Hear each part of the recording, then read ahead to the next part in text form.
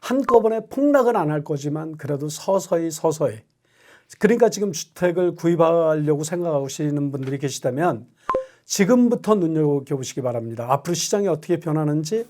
네, 여러분 안녕하세요. 미국을 말하다 아메리카노의 전혜성. 양규철 인사드립니다. 네, 반갑습니다. 오늘은 핫한 이슈가 있어요. 핫한 저희가 주제를 다뤄볼 건데 왜 앞으로 집값이 떨어질까? 이 부분에 대해서 저희가 심도 있게 이야기를 나눠보도록 하겠습니다. 네, 양 대표님, 그 미국 부동산 전문가로서 앞으로 집값이 떨어질 거라고 예상을 하시고 계시는데 그거에 대해서 근거를 말씀해 주시면. 그러니까 이제 이게 그래요. 마치 그 미래를 예측한다는 거는 무당이 점치는 거하고 똑같습니다. 그래서 정말 좀 애매한 말씀인데 이제 제가 말씀을 드리는 거는 어떤 데이터나 그동안에 지내왔던 그런 통계들을 이용해서, 그러니까 집값이 올랐어요, 그동안. 이유가 뭘까요? 한번 그 이유를 한번 말씀해 보실래요? 집값이 올랐어요. 그 이유는 돈이 많이 풀어지다 보니까 바이어들이 많아지는 거예요. 그래서 그 경제학에서 수요와 공급의 이론의 바탕으로 해서 수요자가 많아지니까 집값이 올라갈 수밖에 없죠. 통화가 상당히 이제 늘어나고, 그렇죠. 그다음에 뭐 인플레이션 요소도 있고, 그렇죠. 특별히 이제 코비드 기간 동안에 원자재 생산이 부족해지고, 그렇죠. 그리고 또 이제 일하는 사람들이 일을 못 나오고, 주택 공급업자들이 공사를 중지하고, 여태까지는 그러니까 결국은 뭐냐면 주택이 오를 수밖에 없는 이유가 있었던 거죠. 그런데 지금 이제 코로나 기간 동안에 사람들이 주택에 많이 머물러 있었어요. 직장보다는. 그러다 보니까 주택에 대한 애정도 있었고, 저는 이번에 그 주택복의 상승의 원흉은 소위 말하는 그 인터넷 중개 주택 그 사이트들이라고 봐요, 저는. 그래서 이런 굉장히 이런 이렇게 독려를 했다는 거죠. 그러니까 이제 사람들을 자극시키고 마치 지금 안 사면 큰일 날 것 같은, 그리고 돈들이 좀 생기고 있는 데다가 그런 얘기를 하니까 조금 더 모아서 하는 그런 심리. 그리고 이자가 채져치니까 리파이낸스 하는 사람들도 많았고, 그러니까 여러 가지 조건이 있었는데 이제는 이제 정부에서 문제가 뭐냐면 정부에서 앞으로 그 주택 페이먼을 홀드하지 않아요. 코로나가 끝나면 이것들이 이제 정상화되고 나면 그동안 주택 모게지 페이먼을 유예해 주는 정책이 있었거든요. 네. 그런 것들로 인해서 사람들이 주택 페이먼에 대한 부담이 없었는데 그런 것들로 인해서 뭐 차압 위기를 넘기고 페이먼을 못해서 디폴트 되는 그런 것들이 없었거든요. 이제는 그런 문제가 생기기 시작한다는 거죠. 말씀하신 그 모기지 론을 유예해 줬다는 말씀을 조금 더 구체적으로 해보시겠어요? 그렇죠. 연방 정부에서 코로나가 터지고 일상적인 경제 생활을 못하게 되니까 주택 그 구입자들의 페이먼트를 연기를 해줬어요. 상환을. 페이먼트. 그래서 한 1년 이상을 페이먼을 안 하고도 여태까지 지나왔단 말이에요. 물론 뭐 제대로 낸 분들도 많지만, 근데 그런 가구 수가 약 한 360만 가구 정도가 돼요. 엄청나네요. 그러면 그 연체율이 적어도 앞으로 8%가 넘어갈 텐데 그러면 결국은 은행에서는 디폴트 사태가 발생한다는 거죠. 알겠습니다. 그러다 보면은 이제는 그 코로나가 끝나고 정상적인 생활로 돌아갔을 때 다시 직장으로 돌아가지 못하거나 또 봉급이 적어지거나 이랬을 때에는 반드시 그 페이먼 연체 상황이 발생하고 집을 뺏기는, 차압되는 그런 관계까지 가는 거죠.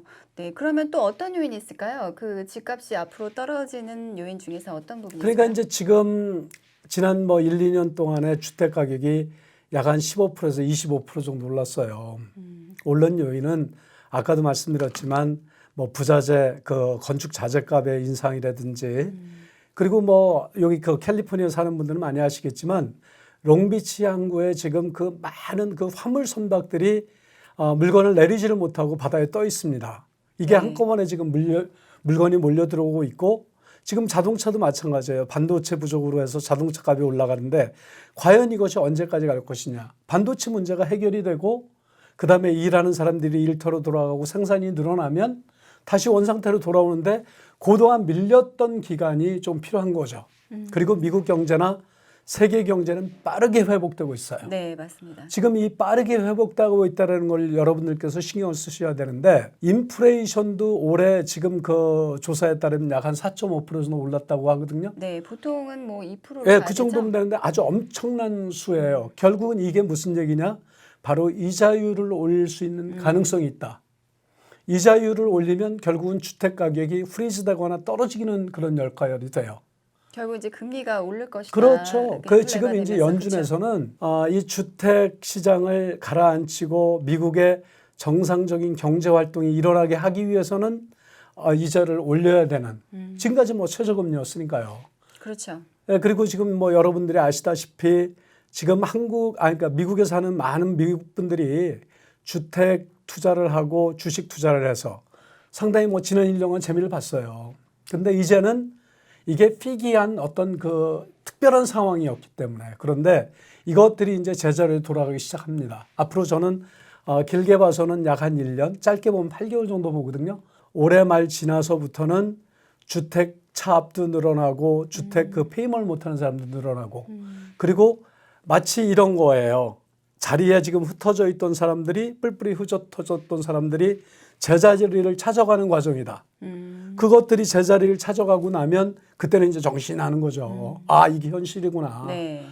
정부에서 지원해주고 언임플로이먼트를 타고 뭐 구제책을 발표하고 뭐 이런 것들이 다시 이제 중지가 되면 이제는 현실로 돌아가는 거죠. 지금 이제 그렇게 되면은 그 금리 인상과 집값이 떨어지는 거랑 관계가 있을까요? 아무래도 그렇죠. 왜냐하면 지금 집값이 문제가 아니라 사람들이 주택 구입하는 사람들은 페이먼에 대한 이슈예요. 그렇죠. 예를 들어서 한 달에 2,000불을 내느냐, 2,100불을 내느냐, 2,500불을 내느냐의 차이는 상당히 큰 차이가 나요. 그래서 미국 사람들은 가장 강력한 죄를 주는 그 죄값을 받게 하는 거에 벌금입니다. 결국은 네가 스피드를 과속으로 운전을 해라. 그 대신 너는 티켓을 내야 돼. 그런데 한국처럼 뭐 3만 원, 5만 원이 아니고 300불, 500불, 1000불을 낸단 말이에요. 그것도 3년 동안 보험료가 올라가고. 그러니까 그게 아주 큰 죄예요. 그러니까 미군 군대 같은 데 가면 체벌이 없어요. 감봉이라는 제도가 있죠.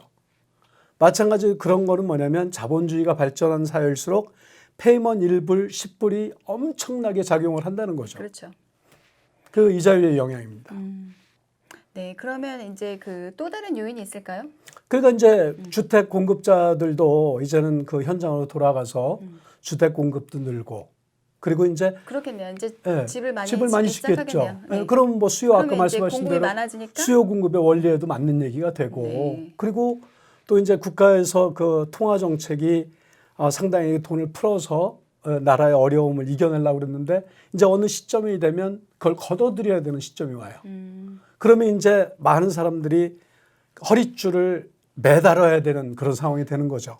그러니까 그런 것들을 상상을 하면 앞으로 지금까지 코로나 때 느꼈던 것보다 어쩌면 앞으로 느끼는 8개월 뒤, 1년 뒤가 우리한테는 더 힘든, 더 아주 어려운 상황이 될지도 그럴 것 모른다 이 같아요. 말씀이죠. 그렇죠. 왜냐하면 지금 집을 사시려고 하신 분들도 금리가 너무 인상이 많이 됐기 때문에 모기지 페이먼에 대한 레일도 올라가고 물론 채무자들은 해피하겠네요. 이런 상황에서는. 그러니까 이제 돈 많은 집을 사람들이 파는 사람들은 그러겠죠. 그렇죠. 예. 그래서 좀 고전을 하게 될 것 같아요. 그러니까 이제 저는 지금 예측하기를 이제 이게 정상적으로 가고 그렇게 되면 지금 그 주택 가격이 너무 많이 올랐어요. 15%에서 25%라는 금액은 그래서 이제 이건 뭐 옛날에 그 서브프라임 이전에 아주 호황을 누리던 그 시절보다도 더 많이 오른 그 결과가 나왔기 때문에 한꺼번에 폭락은 안 할 거지만 그래도 서서히 그러니까 지금 주택을 구입하려고 생각하시는 분들이 계시다면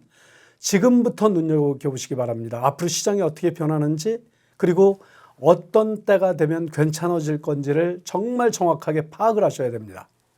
그렇죠. 채무자 입장에서는 당연히 금리가 낮은 게 좋죠. 그럼요. 그래서 이제 바잉하려는 분들이 조금 더 주춤하실 수 있기 때문에 아마 그런 부분도 이제 집값을 내리는 요인이 되겠네요. 네, 오늘 그러면 결국은 이제 집값을 내리는 요인에 대해서는 이제 집값이 떨어질 것이다. 우리가 이렇게 보고 있는데 그 요인을 다시 정리해 보자고 하면 주택 이제 다시 모든 이런 경제가 정상화되면서 주택 공급이 늘어난다. 이제 당연히 이제 이런 부분 때문에 집값이 떨어질 거라고 예상을 하시고 그 다음에 이제 그 인플레로 인한 금리가 인상이 됐기 때문에 이제 그런 페이먼에 대한 그 부담감 때문에 이제 집을 많이 소유하려는 분들이 조금 더 이제 자제를 한다. 뭐 이렇게 보시면 될 것 같네요. 근데 지금 이제 막연하게 뭐 집을 사야 되겠다가 아니고 이제는 현실에 부딪히게 되는 거죠.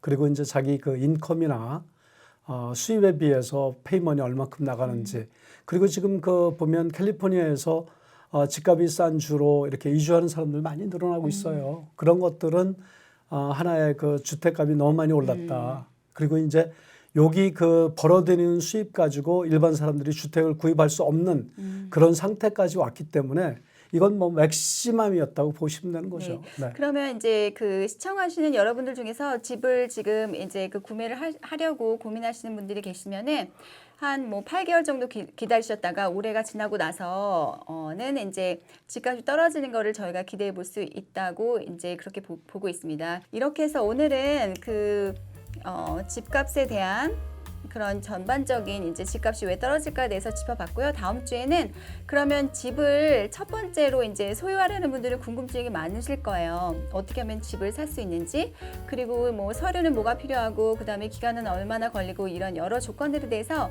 저희가 이제 그 퍼스트타임 바이어 입장에서 한번 짚고 넘어가 보도록 하겠습니다.